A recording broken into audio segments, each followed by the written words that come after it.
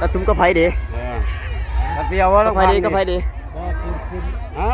บ่ได้เพื่อน้อยเลย เฮ้ยหน่อยสุดที่ต้องสิพายตอนนี้ ผ่านเลยผ่านแล้วเนาะ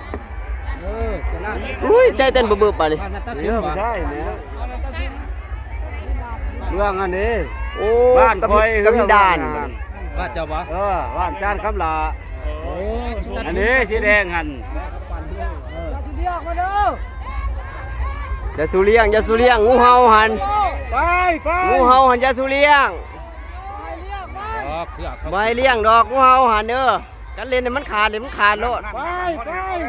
บ่ เขาดึงไว้ เขาดึงไว้อยู่ได้หันเขาดึงไว้อยู่ได้บ่บางทีเขาเล่นอะไรบ่ ซัดอันนี้คือปากซัด เอ้ย เขาเลยดิ พี่เขา จะปั้นเขาโล คัดเขามันมิดเลยอะไรมันลงไปเรืออะไรมันลงไปเราไม่ได้เรืออะไร โอ้ยเจ้าน้อยเบื้องนี่เรียนเบิดกะบ่ได้กระทั่งคือดีก็ผมพักเก็บแห้งได้เว้ยเนาะ เก็บไปแล้ว เขาพักเก็บแห้งได้แล้ว เขาคอยดึงเขา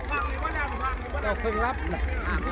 อันนี้เขาคอยดึงไปเจ้าเล่นขึ้นไปน้อยหนึงกับมุกน่ะก็บินขึ้นเจ้าน้อยหนึงมุกก็กินเจ้าน้อยมุกก็กินแหละน้อยก็กินแหละนั่นดิเศร้าพระแหละอันนี้บอกเศร้าพระแหละบ่ทันเรียบร้อยตัดซุ้มเฮาสุดหน่อยเฮาแสดงว่ารอซิ่งเลย เดียว รอซิ่งจุด เพื่อนหน่อยนี่